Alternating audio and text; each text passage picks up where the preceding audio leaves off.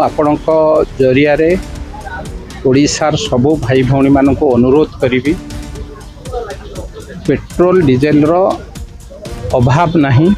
आपण मानक समस्त को अनुरोध पैनिंग बा अपप्रचार रे विश्वास करंतु नहीं। आपणकर जेतिकी तेल आवश्यक गाड़ी रे पेट्रोल हो डीजेल हो सेतिकी पकांतु। टांकीर कैपेसिटी 1000 लिटर धर कि 2000 लिटर जदि 20टा गाड़ी कि 100टा गाड़ी समस्ते फुल कले टांकी रे तेल सर जाउछ।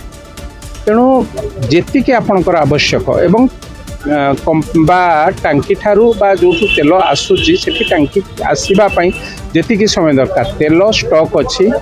केवल सरकार नुहे तैल कंपनी वाला मध्य ए कथा को निजे स्वीकार करने संगे संगे कहते।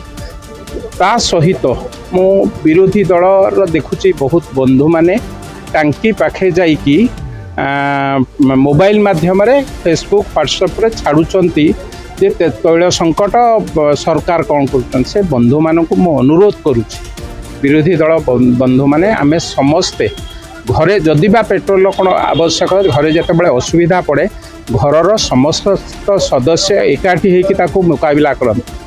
किंतु मु देखुची आपण माने तो भिन्न प्रकार अवलंबन करुँचे ओडिशा समस्या बोली भावुचंती आपण विरोध रे राजनीति समय ठीक निर्वाचन समय किए क्या विरोध करिवो किए क्या समर्थन करिवो।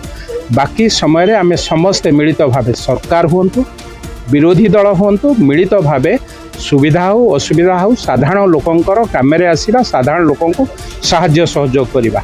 पेट्रोल डीजेल तो अच्छी जदि भी पेट्रोल डीजेल न था ता सेते बेले मध्य आमे समस्ते मिलित भावे ये हूँ दायित्व आमको सरकार बसैचंती आपन मध्य विरोधी दल रे बसैचंती। तेणु आम समस्तंकर नैतिक दायित्व हवा दरकार। ओडिशावासींकर बा ए राज्यवासींकर जेतेबेले समस्या आसूची ताकू आमे मुकाबला करिबा। विरोध काहाकू विरोध करिकी केबे केही राजनीति ऊपर को जाई नाही। तेणु ओडिशावासी को आपण माने भ्रमित करंतु नाही। ओडिशावासी को पाखरे खबर पहुँचू पेट्रोल डीजेल अच्छी जदि एकाकालीन गुड़ाए गाड़ी पहुँची जाऊँगी पेट्रोल टांकी पाखे गहली होउची अजथा गहली होउची खरारे बहुत लोक असुविधा रे ठिया ही 2 घंटा 3 घंटा 4 घंटा ठिया होउचंती। मु आपणक जरिया सबू भाई भौणी मानक अनुरोध करुच्ची। मु मध्य कथा हेची तैल कंपनी सभापति सांगे एवं मंत्री महोदय सांगे कौनसी पेट्रोल डीजेल रो अभाव नहीं। टिके डेरी ही थाई पारे टांकी रे सरीगला बेलू से बाध्य होते लोक गहली जाउचंती बंद कर दे पारती।